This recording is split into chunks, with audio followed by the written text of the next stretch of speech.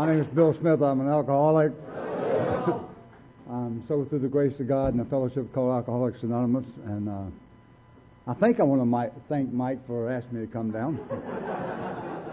I'll let you know later. Well, I want to welcome the people that raised their hand as newcomers. And maybe you're still 4 or 5 years sober and you still got this big hole in your gut. Welcome.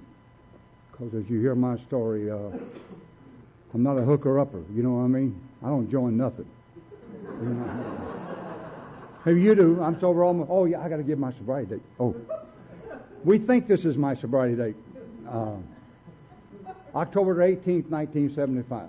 If I'd have known all that stuff back there was going to be this important, I'd have tried to remember some of that stuff. But I had no idea that I was going to have to tell you what it used to be like, because I can't.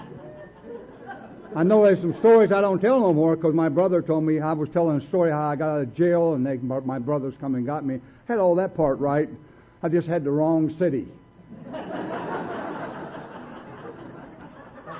And I didn't even know that till I was sober over 20 years. We're driving. We're going out to, my brother lived in Florida. We're going to our favorite restaurant out on the beach, and we're going by through Treasure Island. He said, remember when we came and got you out of jail there, and you put us out of the car and left us standing on the corner? I said, if you listen to them tapes, I told everybody that was Madeira Beach. He said, he turned the car around. He said, I said, well, that is the jail. I won't tell that story no more. So I'm going to do my best to tell you what I can remember about what it used to be like. But you know, that's not really, you know, if you're new here, you just introduce yourself as an alcoholic. I know now, I didn't know that when I come in. You've just given yourself a death sentence. That's the way I understand it. You know, I hear people sound like they got options, but you need to read the big books. And we, the agnostics, the second step tells you real quick. Find a spiritual way of life or go on to the bitter end. There's not a door 3. You know what I mean? Find her. I used to do that, you know. Look, you know, right away they really liked me, you know, because I'm a fun guy. And after about a week, they wasn't sure. After a couple of weeks, you know, the doors, the locks are changed. You know, get a better job. I used to do that. And be a no-call, no-show. You know, but I have alcoholism, and I'm a guy that talks a lot about the physical allergy. Now, if you listen to all the top speakers, they don't, but I do. Because I'm not going to give you nothing that I've learned in AA. I'm trying my best to stick to my experience. And I don't speak, you know, I'm not a speaker for AA. And there's people around that's great speakers that one guy said, if you think like I do, you're doomed. But another guy said, if you think like I do, you're doing good. So I only give one pitch. One guy said this, and one guy said that. So what I found out about alcoholism is I was born in a family where I was raised right. I mean, I never heard my mother and father cuss. They went to church a lot. I never seen them smoke, drink. I never seen none of that. And I got 3 brothers that just excelled at life. My mother used to say, I got 3 sons and him. You know. She said to me one time, we don't know what to do for you. I'm thinking a couple of hundred would help. All them guys, we all paid, this is back in the late 50s, early 60s, we paid $15 RF&B, room, food, and beverage. Everybody paid rent, except me. I had the best job, but I just didn't seem to get home with my paycheck. My brothers did. I would get paid on Friday. I would show up Sunday broke, and my mom had a 3rd grade education, and boy, she was easy. And I tell her, you know, I'm broke, I need some money. And she said, Billy, you need to change and all that. And all the time she's reaching for a purse. You know, the other boys would pay the $45 and I'd borrow it, you know. And when I went to make my amends years later, you know, after I got sober and they wrote my list out, my mom was at the top of my list. I'm such a bad guy, I owed my mother more money than I did anybody else. And so my sponsor says, now that you've got a great job, I want you to send her a card for everything and put in there $100 bills. I said, I will, but I'm going to tell you right now, my mama sent them back. I know my mother. He said, I don't care. Send them anyway. I'm here to report she never sent one back. She kept them all. And being the kind of lady that she was, she explained to me why. She said, I wouldn't want one boy, if something happens to me, to get more than the other boys. Billy, I don't want the money, but I wouldn't want you to get more than Sam and David. And I thought, yep, Mom, that's you. That's where you are. So I was raised right. I just turned left. I sort of felt out of place, but I hear some guys like they were, I was a pretty good mixer. I played ball, played center field. I couldn't hit worth a crap. I'd tell everybody I could. But now I'm telling the truth, wasn't much of a hitter, but I could go get that baseball. You couldn't hit it any hardly place that I couldn't go get it. I ran some marathons after I got sober. I was 46 years old and ran a 3-hour marathon and tore a muscle in my leg. I don't know how fast I was that day, but I was cooking. If you know anything about marathons, 3:09 ain't too bad for an old dude. So I had talent and all that, and I just joined the Navy. I had a couple of beers along the course. I didn't come falling down drunk. I joined the Navy and see the world and became a drunk. It's just that simple. I went from, they talk about crossing the line, I leaped across it. I didn't cross it. One day I'm not a drinker and the next day I'm a drunk. And I spent the rest of my life being a falling down drunk. I'm what Silkworth talks about. Once I take a drink, I'm not drinking to escape or nothing. I'm only drinking because I took a drink. Because the phenomenal craving sets in. And Silkworth says it's not wrong not to talk about the physical eye. He says it's incomplete, which means there's something else wrong with me other than the spiritual part. I have a spiritual sickness that will always drive me back. And what it does is, without having this power, there'll come a time in my mind when I just can't pick up. I hear I heard it from the podium, I've heard this, right? If you can't remember your last drunk, you haven't had it. I thought, dang, I don't have a clue what happened on my last drunk. So I'm telling everybody, I don't think I've had mine because I can't remember. Thank God they wrote the big book. Read the book. It's in there, right? So we can't even remember a month ago. I said, whoa, boy, am I glad they put that in there. We can't even remember the pain and stuff of a month ago, a month ago. Much less 30 years ago, for Christ's sake. Boy, am I glad they put that in there. I hear I hear a lot of information up here. It doesn't apply to me because I go get the book. Hear guys say, I'm wound since I can't stand the way I feel. Well, read the stories. I always talk about them stories. Everybody talks about first step, second step. I like the stories. First one is Jim, right? Car salesman. A little irritable. He's working for a guy that he used to own the company. Now he's working. That sort of me off a little bit too. You know what I mean? Well, it would, right? But he's in a bar and he's in a restaurant and he's going to sell a car. He's not there to drink. He's there to sell a car, right? And all of a sudden, the thought comes to his mind, if I put a little whiskey in the milk. Well, I don't know about you. That makes sense to me. I remember a guy telling me, if you would drink some olive oil, he was Italian. I'm not. I don't know what I am. My last name's Smith. I could be anything, Well, it could be. Captain John Smith, he nailed Pocahontas first thing, so so it could be anything. You know what I'm saying? Don't have a clue, right? So Jim says, put a little in the milk, right? Makes sense. So I took that olive oil and drank some olive oil. All you do is get drunk and you got stuff coming up you ain't never seen before, Don't work. But the thought sounds good, and if you're alcoholic, that makes sense. Can't happen if I do it on a full stomach.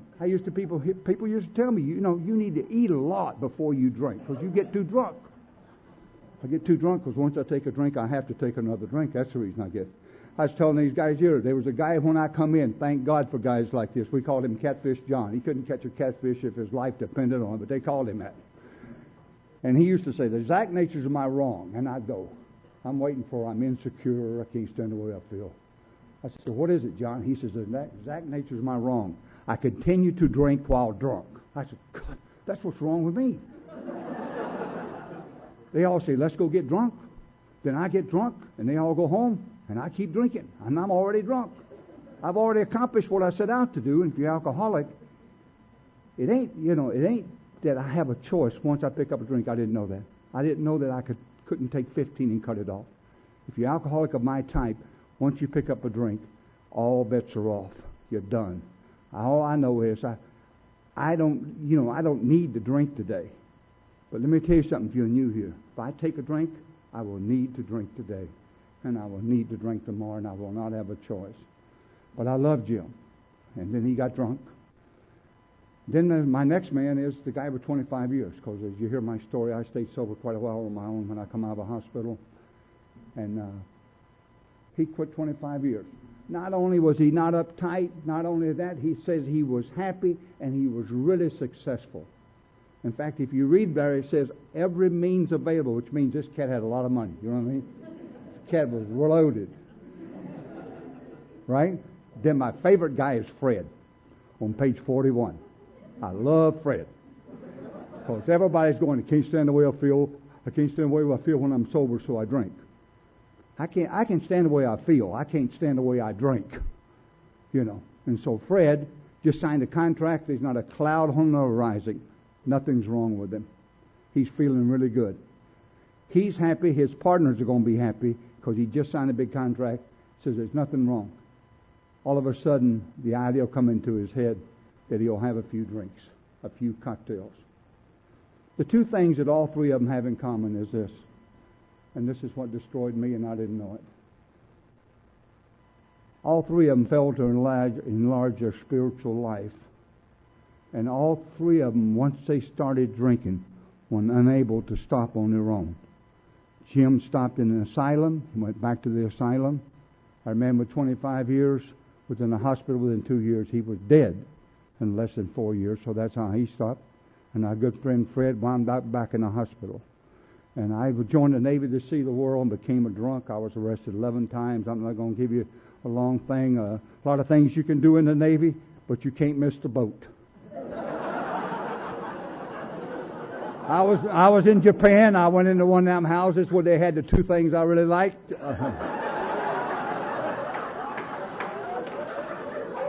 I wasn't always like this. I used to be bashful. I'm not anymore. I don't care. This is it. Whatever you see is what you get. You know, I don't try to be something I'm not. My sponsor told me, and I'll tell you that story because that's a great story. I just try to be the best Billy Smith I can be, and that's all you're going to get tonight. 9th grade education and all. You know, that's what I'm doing. Went in their houses, and, you know, I got too much of both, I guess. And anyway, when I come out on the dock, the ship was leaving and was gone, and they put me on the Air Force crash boat, and I had went up for third class. I was third class petty officer. I was a radio operator, and I made Seaman of the Month in the Navy because we was out at sea for a month.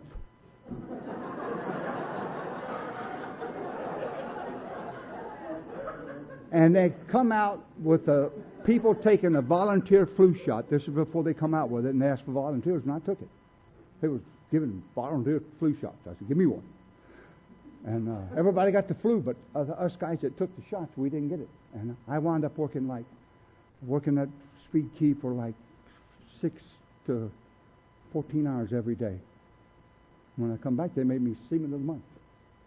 And bit of thing, give me a week's liberty. If anything you know about service, I just had to pick up a phone call. I didn't even have to come back to the ship for a week. After 3 days, you have to call every 3 days to tell us you're still alive. I'm drunk, but I'm alive. You know, I'm over at George's, you know. And when I came out, I come up that ladder, and the old man says, you got anything to say? And I was planning on making a career out of the Navy because I knew I wouldn't do very good outside, and they took all my stripes. They busted me down from third class down to seaman, and the test come back, and I'd passed, and I'd made second class petty officer, and I was mad at the Navy. Thought they did me a bad deal. The day I got out of the Navy, everybody got out but me. I was celebrating getting out. I went on a 3-day drunk. My blood pressure was so high, I was 22 years old, and they wouldn't release me. They said, we can't let you go because I forgot what they give me the number. It wasn't good, I guess. They turned everybody loose, discharged everybody at me, and they kept me an extra 6 or 7 hours. I got my blood pressure down. And the day I got out of the Navy, I got locked up with the Long Beach police. So I said, I need to get out of California. This is not a very good place for me. And so I called my mom and dad. They lived in Florida. I said, I'm on my way home. I should be there in a few days. The Navy gave me $800 checking out money. And 46 days later, I showed up in St. Petersburg, Florida, by the way of Chester, Illinois. And if I think that old car I had is still sitting there somewhere in Illinois, I don't have a clue. I lost it. And I called my dad, told me if you send me $56, which is the story of my life, I'll come to Florida. And he sent me, and I got on a bus and went to Florida. I did what it said in the big book. I straightened out really good for about 6 months. I controlled my drinking. I got a job with General Electric. I went over there and applied for a job, and they said, I put down what I did and all that. I had no education. And they said, the only thing that we got is a janitor's job. And I said, I'll take it. And within 6 months, I was in a lab making these things that go in these missiles, and I just took off. I'm like the guy you fill up with helium. You know what I mean? I just really take off. And then I just fade. You know. If you miss 5 days, they fire you. I missed 28. They wouldn't fire me, so I just quit. I did, 9 to 5. I'd get it, and then that ain't it. Some of you guys know what I'm talking about, and I'd get it, and that ain't it. And went to work for a commercial fishing company, and I thought I'd found heaven. Really did. It was a boatload of drunks, and that's exactly what they were. They were drunks. I worked with one guy who was an old guy. He drank Maalox and whiskey because his stomach was so bad. But Bo could just have a few drinks and drink some Maalox, and he didn't get stupid down like I did. He didn't miss that boat, and I missed that boat. And they just wanted to fish and get drunk, and I wanted to fish and get drunk and tell them how to run the company. They didn't seem to appreciate it, and they fired me for that job. Went to work for a roofing company in Florida. I lasted a half a day there. And my dad went and picked that check up. I wouldn't even go back and get it. And went home and told my mother, I said, you know something, honey, I'm going to Las Vegas. And my little gray-headed mom looked at me and she says, you know something, honey, I'm going to help you pack. She said, we don't know what to do for you. So there's something wrong with you. And I thought, yeah, I need to get out of Florida. Had a piece of paper that said if I was caught driving in Florida, I'll automatically start pulling time. Well, that's not a good thing. And so I come over that mountain in Las Vegas, and I thought I'd found heaven. A friend of mine said, here's a number of my brother, call him, and he'll hook you up. And come across that mountain, and went into Fremont Hotel and had a beer just to check everything out, and woke up drunk and broke. And wound up on the streets in Las Vegas. And I called this guy, and he let me live on his couch for like 2 months. And then he asked me to leave. And I wound up walking up and down Fremont Street with everything I owned in a carnation box. And if I had $40 in my pocket and you asked me how I'm doing good. Everything's fine, dude. I don't need no company because I don't share. I got it right here. And one time I had this little bitty. I take them guys I sponsored down and show them where I used to live all the time. And had this place, and I come back and they had boards nailed up on it. And had all my stuff in there. I had 2 white shirts that wasn't white, a pair of black pants that had a hole in the back. I was the only crap dealer in the Las Vegas club that wore an apron in the front and an apron in the back to hide the holes in the back of my pants. And I went up, and the guy wouldn't let me have my stuff. It wasn't worth 3 cents to nobody else, but it was everything that I owned. And it was just everything for me. And I went back down, and I had like $3 or $4, and I went down and started shooting craps. That way I can get a free drink, and I won a lot of money. A lot. $70. You don't get it. You don't get it. If you broke, you ain't got nothing. $70 is a lot of money. And I went back and flashed it at that guy that had my stuff nailed up. Right? I want my stuff, And I'm thinking he'd give me my room back. And he handed me my stuff. And he said, you ain't getting a room back. You ain't staying here. And I thought, boy, that. wow, I think I got gypped. This don't look like enough, and wound up walking them down the street, and I was unable to hold my head up. Step on them hot cigarettes. It used to piss me off because you guys wouldn't put them out, because I had holes in the bottom of my shoes. And had a job at the Las Vegas club. I was started out as a shield. That's the guy that starts the game. If any of you know about Vegas, and they give you $1 an hour. I worked 7 days. My first paycheck was $41. I thought I made a score. Let me tell you about my three brothers real quick. One of them owns his own company, still does. He only does 2 cabinet jobs a year. He just did Ethan Allen for the furniture people. He does those kind of jobs. They have hundreds of thousands of dollars just to do kitchens, and he'll do 2 a year. He won't do no more than that. One time he had a big company. Now he's got it down to just him. And my other brother just built a home on the beach on Carolina Beach. I'm not talking about back. I'm talking about on the sand. 3 stories. And they wrote him a $500,000 insurance policy. And the guy that owned the company, he worked for Shipley and Kimball, called him, wanted to know if they treated him right and is there anything they could do for him. And my other brother put the airports in for the federal government.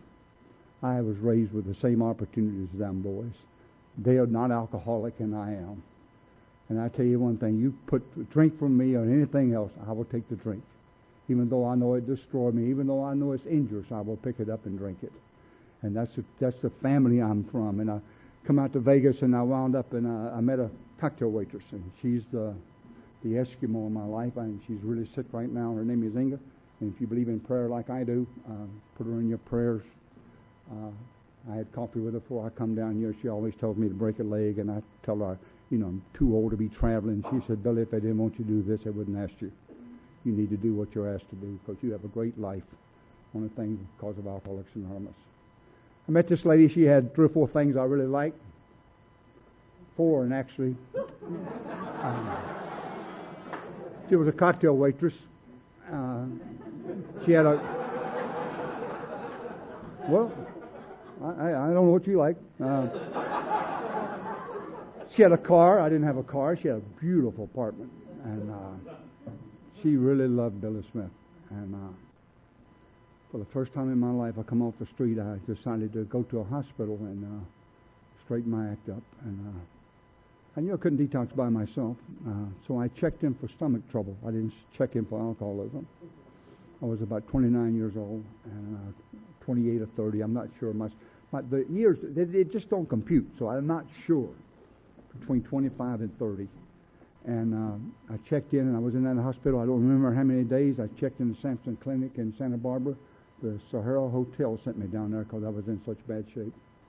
They told me there was a guy down there that could help people like me, and I still remember his name, the doctor. He sat on the side of my bed and told me that if you drink anymore, you're going to die. Your liver and everything is quitting on you, Billy. I'm telling you, you are one of those people that can't drink. And if you drink anymore, you're going to die. I tell everybody he didn't mention AA. I don't even know if that's true or not. He might have, but I'm telling you from the bottom of my heart, if you knew, if he said it, I didn't hear it. So I made up my mind. I'm not the kind of guy you want to jump in the ring with. I mean, you might whip me this time, but you better bring a lunch because I'm coming again. I just keep coming. I mean, I don't give up. And I knew when it come time to quit drinking that I would be able to do it. And I come back and told myself, that's enough. And I walked in and I told Inga, I said, if you take one drink, I'm gone. She says, Jesus. I said, I'm telling you. The guy said, if I drink anymore, I'm going to die. So if you take one drink, because somehow I knew if she took a drink, I would. I knew that. And I didn't know why, but I just knew if she picked up one, I'm having one. And she went to AA, as you hear later on, she's not alcoholic. And so I stayed sober, I'm not sure. Anywhere from 6 to 8 years, somewhere in there. And I got a job at Sahara. Had a really good job. I started showing up for work every day. I did everything right. They just loved me. They used to send guys out from the crap schools, go out to Sahara, watch Billy Smith deal. There was 2 more guys, Billy Rodriguez and George Hitchens. Go watch these guys deal. These guys they know how to keep it clean and how to deal, and go watch them deal. And got a great reputation. As far as my job concerned, my attitude was another story. Locked in the pissed off position. No key. None. And people used to say, he's nuts, you better stay away from him. But I could deal. The game get real big and real thick, they'd say, go over and take him out. steal that game. And so that kept my job for me, my talent for. And my sponsor one time, I told him we used to split the money 4 ways. I used to tell him I make all the money, and I said, I should get more than a fourth because I do all the work. And he said, "Are you really that good?" I said, "Well, they say I am." He said, "When you go home tonight, you thank God that He gave you the talent instead of giving it to somebody else." And that was the end of that story. So so I stayed there, and one day I'm playing golf. I'm playing with Mickey Mantle's 2 brothers, Roy and Ray. Both of them died of this disease, I believe. And I got to remember this because I had a truck, a boat, fishing poles. I love to fish and stuff. And I had a 6-year-old daughter, beautiful wife at home that took good care of Billy, and a good job, and everything in my life was really good. And the morning I took a drink, I had no idea. I wasn't mad at nobody. I was playing in a tournament. I'm not a Tiger Woods, but I was killing that golf ball. I was in 3rd place, and first place was $4,000. It was a little local thing there, and I knew I was going to win it, because I'm just crushing that golf ball. And Rory or Ray, one of them, offered me a drink, and I got to remember I took it like it was a glass of ginger ale, just like I haven't had one in a long time. Give me one. Now, my mind didn't say, "Hold on, dude, let me talk to you a minute," right? Because the alcoholic mind, when it comes time to drink, will never give you the picture. It just won't. So let me talk to you for a second. Don't you remember that you lived on Fremont Street? Don't you remember that you got fired from a job for $1 an hour that nobody wanted? I went to sign in one time, and the guy looked at me and said, "Don't sign in." I said, "Ray, Jesus, you fire a guy for missing a day?" He said, "Billy, today's Friday." I said, "Okay, when's the last time I was here?" He said, "Monday." I said, "No kidding, I've been gone 3 days." Had not a clue. I thought I was gone one day, My mind didn't say, this is what happens to you. Don't you remember you laying in the bed, the doctor says, if you drink anymore, if you're alcoholic of my type, it ain't going to happen. Book says we can't even remember a week or a month ago, right? And when I drink that drink, this is what happened. I drank 2 drinks and nothing happened. If you're new here and you go back out and you take a drink, I hope you go to jail. Hope your wife kicks you out. I hope every bad thing in the world happens to you except die. But I hope really bad things happen to you. If you don't, maybe you'll tell yourself the same thing I told mine. I went and told him, I said, "Look, I had 2 beers at the golf course today, and I don't even want another one." And she started screaming. She said, "Are you nuts? Don't you remember?" I said, "Inga, look, I don't even want another." I said, "I wasted 7 good years of drinking." She says, "You are insane." I said, "I'm telling you, I don't even want another one." My neighbor come over and said, "I hear you had a beer at the golf course. Why don't you come on over?" I said, "Hell, I'll be right over." 2 weeks later, I'm falling down drunk. And let me tell you, in the stories in the big book, let me tell you about my story. I had a beer at the golf course, and I drank 14 months. And every day I'd get up and tell myself, "I can't do this." And I'd be so sick. And I didn't know I had this phenomenal craving. I didn't know that once I took a drink that I didn't have a choice. And she'd be screaming. I'd be over the sink in the kitchen trying to get that drink down, and it'd come up, and I'd swallow it, and it'd come up, and I'd swallow it, and it'd kind of, and she'd be screaming. I said, "Let me get a couple of down, and I'll be all right." And then all of a sudden, I'd go, "What's all the fuss?" Hey, we're all right. And 2 hours later, I'm blind drunk because I've had a drink, and once I pick it up, I can't control it. On page 44 at the top of the page, this is what it says. If you start to drink and you can't control it, you're probably alcoholic. And if you've ever really sincerely tried to quit and you can't, welcome to Alcoholics Anonymous. On page, another page that I think is 64, it says, "Not only am I spiritually sick, I am physically and mentally ill," which means there's something wrong with my mind that will not let me not pick up a drink. That's one leg of the stool. Once I pick it up, I have absolutely no control. The second leg of the stool, then I have an emptiness that will always drive me back. I told a guy, he talked, I said, "If you can control your drinking, what are you doing in AA?" He said, "Well, I can have 3 drinks any time I want to." I haven't seen him since, so he's probably telling me the truth. But I'm not that type. I'm the type that once I pick it up, I must have another drink. And I'm telling you, I know the day, it's not if I drink again, it's just when. And the Alcoholics Anonymous keeps the drink pushed out far enough that I haven't picked it up. It's always out there for Billy. Always. And it took me a long time to understand that I will drink again. So that's so important for me to do AA. funny how I got here, because you think a guy that bad would pick up the phone and call Alcoholics Anonymous. Not happening. Not me, dude. I ain't calling nobody. I ain't asking for help. I don't need no help. I'll handle this myself. But this little lady I was married to was smarter than me. She started cutting me out of the bedroom. And I didn't like that too much. And 1975, she told me she was going to take me to a dance. And what she did was she took me to an AA meeting. It was a dance, but it was the next night. It was a 1975 roundup of Alcoholics Anonymous. And this is what I hope happens tonight. I hope there's one of me sitting in the room tonight that I can turn your light on. That's all I want to do. They touched my spiritual light and I didn't know it. I didn't have a clue what happened to me that night. Not a clue. God didn't come down, knock on my door, and say, "We got your attention." He didn't say that. You know, I'm trying to get into the bedroom, and it worked. Hey, it was a good thing as far as I was concerned. You know. Well, I know how you got here. I hear people say, if you don't come here for yourself, you're here for the wrong reason. That's not true. Don't make any difference how you get sitting in a... I mean, guys, I know a good friend of mine. He just died not too long ago. He went to the judge for trying to throw his little Jewish mama off of a 7th-floor story, off a big building. And the judge said, you either go to AA or you're going to prison. And he told his lawyer, I don't know what that AA is, but I know what prison is. Let's go there. And he'll tell you, he never took a drink, never smoked nothing, and didn't make a bet for the whole time until the day he died. And all because the judge sent him. So God touched him that day. And that's all I hope. I hope that the light in me touches the light in you, like they touched me that night. I went all weekend. I can tell, for a guy that wasn't listening, right? I can tell you who the speakers were.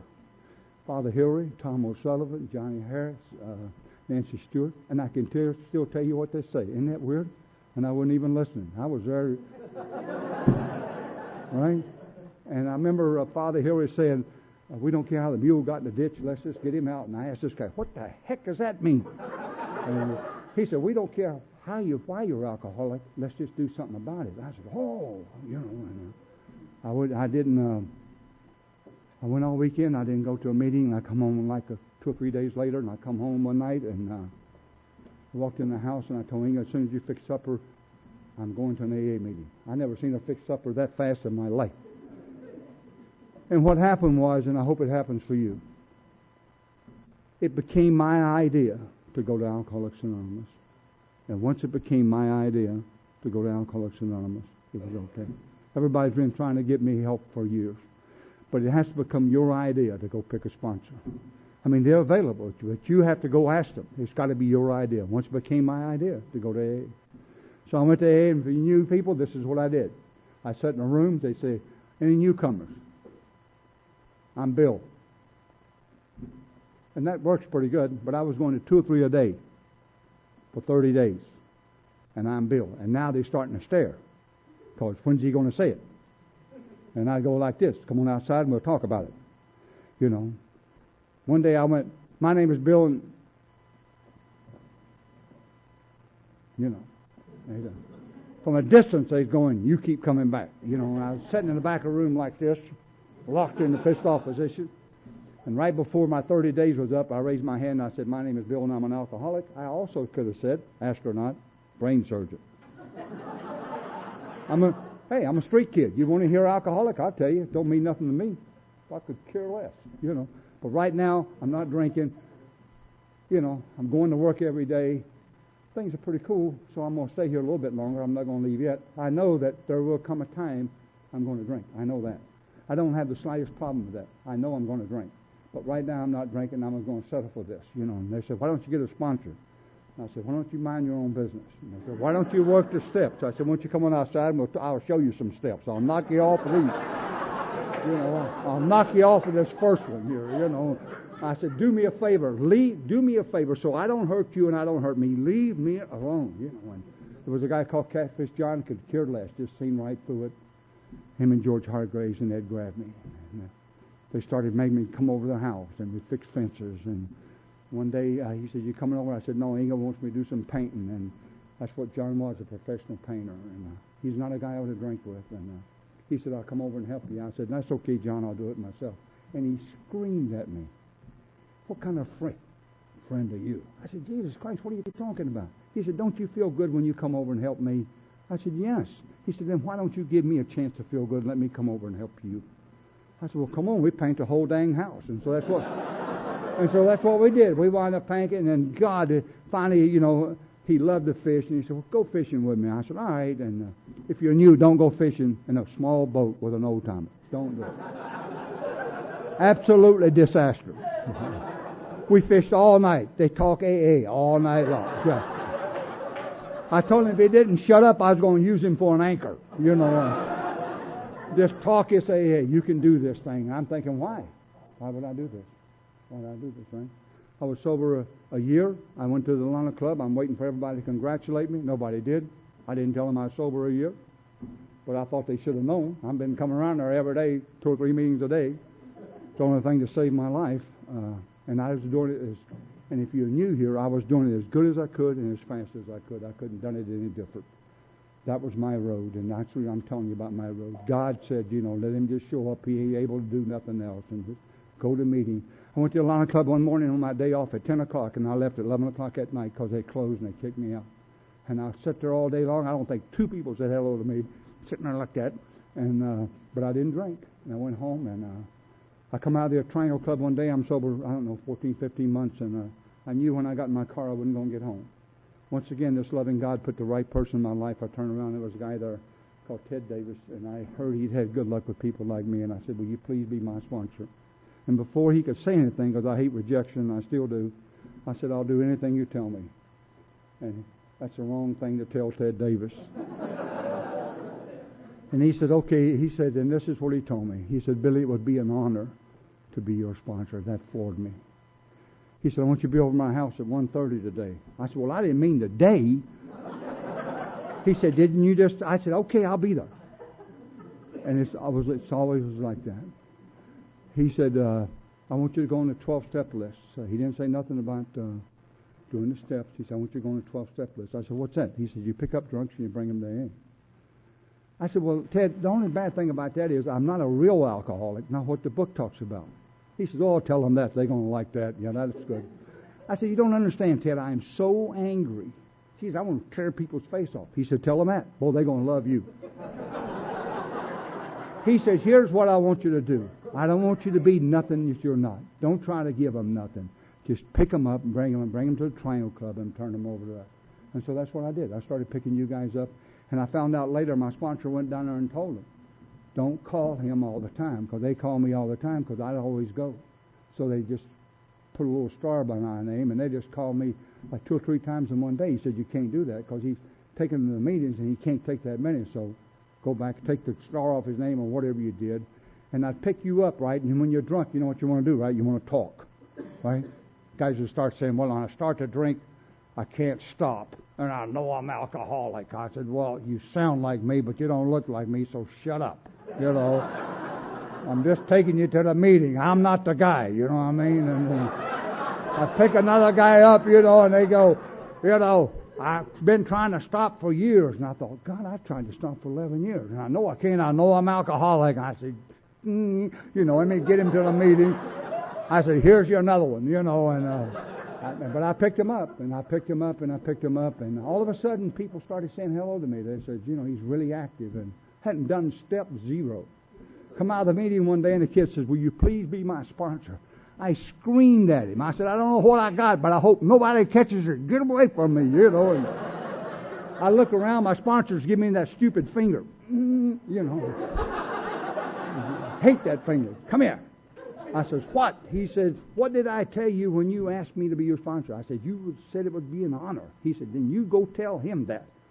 He said, "It's not help him, but it's going to help you because you're going to have to read the book and you're going to have to start doing the steps." He said, "Because you don't want to hurt him." And I thought, that's right, I don't. So I went and got the book and I started reading and started studying, trying to find out. And I go over to Ted and I said, "This is step 1, huh?" He said, "Yeah." And I said, "We're the agnostic."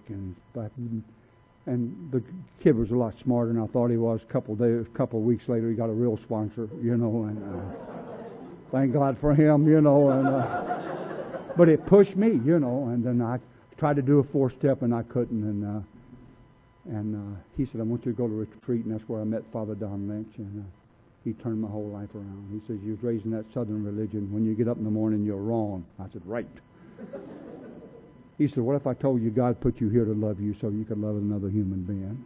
And I thought, yeah, I can do that. He said, that's what we do in Alcoholics Anonymous. That's right. And I come out of that retreat, wrote that 4-step, and it just went right on paper. My sponsor says, when are we going to do the 5th? I kept telling him we ain't done with the 4th. This went on over a year. Finally, he said, bring me what you got. I said, let me go home and finish it. I never added another word to it. I just didn't want to tell another human being exactly what I was like. I'm about halfway through that 5th step, and I told him, I said, I can't believe I'm doing this with you. And he said, don't you understand why? And I said, no, I don't. He said, Billy, you trust me. And I thought, that's right, Ted, I do trust you. He said, I want you to go out, and he said, don't go home, like the book says. I want you to go to the park by yourself, and I want you to go over the 5 poses that you just went through. I want you to think about your dad, because I didn't get even with my father. I got even with my mom, but I didn't get a chance to even. My father died early in my sobriety, and it just bothered me. And I went down and seen him right before he died, and I didn't go to the funeral, and everybody wanted to know where Billy was. And I told my dad, I said, I'm not going to come down here and see you in the box. And he says, I don't blame you. It was okay between me and Dad, but it wasn't okay. And I tell you one thing, that's the biggest mistake I ever made in my life. Because a funeral's not for the dead, it's for the living. It's for the families, for the people that's left. And I've been able to take guys that I sponsor, and they just had a kid one time, and this is sort of the way the story goes. It's not too long ago, a few years ago, his mother was dying, he didn't want to go to see him, and she was in a coma and all that, and I said, if you don't get on a plane, go see her, you'll regret it the rest of your life. And I told him about my father. And I said, you better think it over and ask God to help you when you go to bed. And he called me the next morning early. He says, I'm going up to see her. He was sitting talking to her, and he says, Mom, if you hear me, squeeze my hand. And his mother squeezed his hand. If you know I'm here, squeeze my hand. And to this day, he says, the greatest thing. So I took the mistakes I made and shared it with the other people, And I made so many, I share more mistakes than I do good stuff, But I'm a mistake type guy, boy. And step 6 and 7 is the key for me because of all the things. I stayed locked in a pissed off position for like 5 years in AA. Just couldn't find the key and slowly started letting them. When I got to 6 and 7, and my creator, anything that stands in use between you and my fellows. And please don't judge me on this, but I'm from the South, and I was very prejudiced. And I go down, I go to the Skid Row detox. I go down all the time. I still do. I was there yesterday, and it's 20% white and 80% Mexican and black and Oriental and that. And I told you, and this is a few years ago, and I tell myself, no wonder you dumb son of a gun, you can't get this crap, And I go home, I said, you can't be like that. And so I hear people say they can get on knees and pray 2 weeks and it works. I prayed like 3 or 4 years. At least, God, I don't want to be like this, and I was, and I'd still like that, and I was, and I go down there, and one day I tell them guys, call me before you leave, and I come home one day, my phone ringing. This is August to be 8 years ago, and a guy called me. He says, "You said call before you get out of here," so I'm calling. I said, "What's your name?" He said, "Jerome Jackson." I said, "Jerome, what do you look like?" He says, "Well, I'm black." I said, "Jerome, I can tell that on the phone." I said, "I got a better idea. Just come stand out front. It takes me about 20 minutes to get down there, and I'll be right down." And there I was. He had a little pencil mustache, and he was 45 years old, and he got in my truck, and I said, you want to try this thing?" He said, "Man, I can't live like this no more. I need some help." I said, "I'm your man."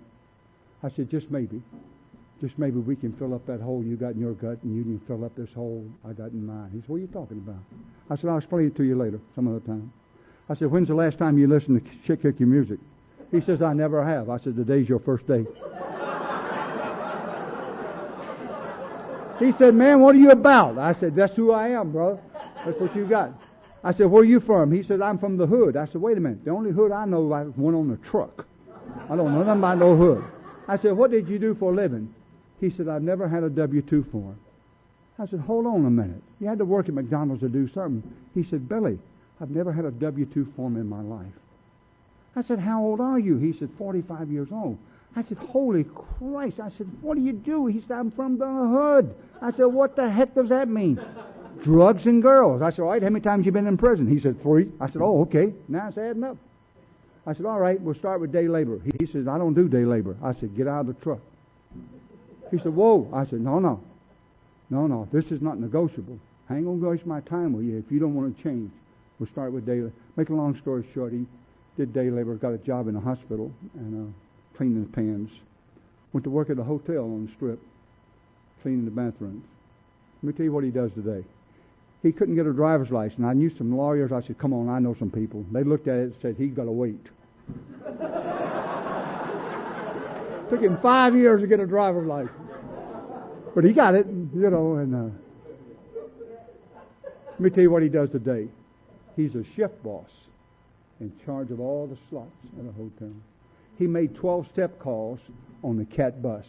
You'd call him, he'd give you his number, he'd get on a transportation bus and come and pick you up and take you to meetings. He goes back to detox. He's doing the meeting tomorrow because I won't be there at the Homeless Vet Center. This is what I do in Alcoholics Anonymous. On Monday, I go to a men's stag on Monday most of the time.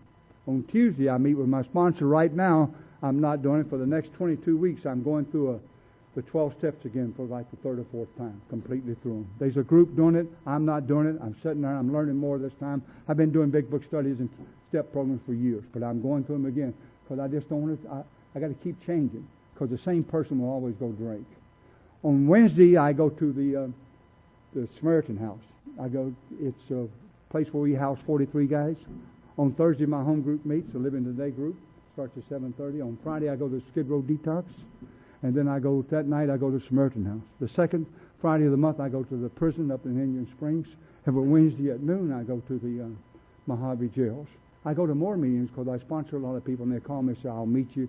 And so I still go to 10 to 12 meetings a week. I'm sober almost 30 years. I'm in the middle of Alcoholics Anonymous. I just stay right in the middle because that's where God's kids are. And I need you. When you're always around me, God can always work through me. I have a daughter that lives in the streets, been living in the streets since she was 15. She's 36. I seen her car the other day, but we haven't heard from her in quite a while. She's living with a guy now that she wouldn't even said hello to 3 years ago. And I understand that. I live in AA with a heavy, heavy heart. I really do. This kid is absolutely just blowed me away. People say, why don't you just turn it over? Well, I heard a guy say from the podium one time, he says, we do so much damage that once we leave here, we're glad you're gone. He's never had a kid that's out there. Because I talked to a friend of mine, his son committed suicide. I said, how often do you think of Lenny? He says, every day of my life. I said, have you ever been glad that he's gone? He says, never, Billy. I always wish he'd found Alcoholics Anonymous. I said, you know something, you're a good father. I said, do you ever feel like you made a mistake? He says, oh, yeah. Do you ever feel like you was a bad father? Oh, yeah. I said, me too. He said, Billy, that's not true. Look how you was raised. You was raised the same as them other three boys. Alcoholism doesn't have anything to do with that. There's a couple things I want to tell you, and I'll close this thing down. My sponsor means so much to me. And after 28 years, I had to change sponsor. My sponsor's 82 years old. His wife died. He married a real young girl, real young. And he started going to Mexico, and he just started having a good time, and we let him go. But I need a sponsor.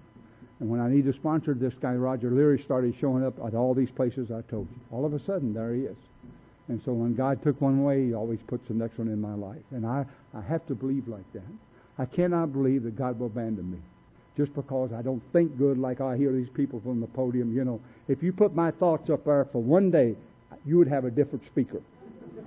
I would not be your speaker because I still don't think good. I just don't act out of it, but I still think at you a lot, And I just, God does everything for me. So there's a guy in a hole, and he's been in this hole for a long time. And a doctor walks by, and he yells up to the guy. In my case, I'll use my story because I was out there for 25 years. He's been in a hole for 25 years. He tells the doctor, will you please help me? And the doctor writes some prescription and drops him into the hole. And he leaves. Pretty soon a priest comes by, and he yells up to the guy and says, listen, I've been in this hole for 25 years. Will you please help me? And the priest writes some prayers on the thing and drops him in a hole and leaves. And pretty soon my sponsor comes skipping along, right? And I yell up and I said, listen, I've been in this hole for 25 years. Can you please help me the way out? And my stupid sponsor jumps down in the hole, right? And I said, boy, are you stupid? Now we both stuck in this hole. And my sponsor looked at me and said, no, we're not. I've been in this hole before, and I know the way out. And that's what sponsors are about. It's not about me forcing you to do nothing. It's just showing you what I did, telling you my experience, not what I've learned. This loving God I have an old yellow lab, and he's got no tail. It's a lab in something. It's an alcoholic dog. It's a weird-looking thing. And he's old. He's got lumps everywhere. He'll be 11 years old pretty quick. He's getting to the end, and I just love him more than anything in the world. I take him out to the desert. We go out this one desert. We've been going out there for 19 years, and he's field trained so he can get away from me. He always finds me. I don't have to look for him. He comes and looks for me. He's field trained. He's really trained good. And we're out there one day, and the wind's blowing so hard that he got away from me. And I got up on this mountain, and I looked out through this desert, and he has a bad heart. And I know he does. And I looked through this desert, and there's no yellow dog nowhere. And I come off that mountain, I started crying. I said, God, you please got to help me. Help me find. Don't let me leave this animal out here in this desert. You got to help me. True story. Wasn't 2 seconds, here come a guy riding a bicycle in the middle of the desert down a path. Right? I start screaming. The guy says, what? I said, listen, I got a yellow lab out here somewhere in this desert. Have you seen him? He said, no, but there's one in the parking lot sitting by a white truck. So I go running back to the truck, and there he sat, right? So I went and told Craig Clove, Craig exactly what happened. I said, you won't believe what happened. He said, Billy, that ain't what happened. I said, Craig, you wasn't there. I'm telling you. The guy come riding through the desert. He said, that ain't the way God works. I said, Craig, I have to believe like that. I said, all right, how does he work? He said, this is what really happened. He said, Buddy was back at the truck going, listen, I got this dumb redneck out in the desert. Will you please show him the way back to the truck? You know. And maybe he does have a God like that. I hope so. I hear people say animals don't have spirits. I believe they do. You know, and so my daughter's name is Debbie. You can put her in your prayers. The 12th step, what I try to do is I go to detox. I keep cigarettes in my truck. I never look down at them. I don't try to force AA on them. What I try to do is I try to be their friend. I had a kid getting out of detox. He was supposed to stay 7 days, and he was staying 4. I said, Herbie, if you just stay 3 more days, buddy. He said, Billy, I can't. I can't. I said, please, and I'll get you next door. He said, Billy, I just can't. He said, you still got them cigarettes in your truck? I said, sure, come on. So I gave him a pack of cigarettes, and they give him a green band. I said, well, you going to cut the band off?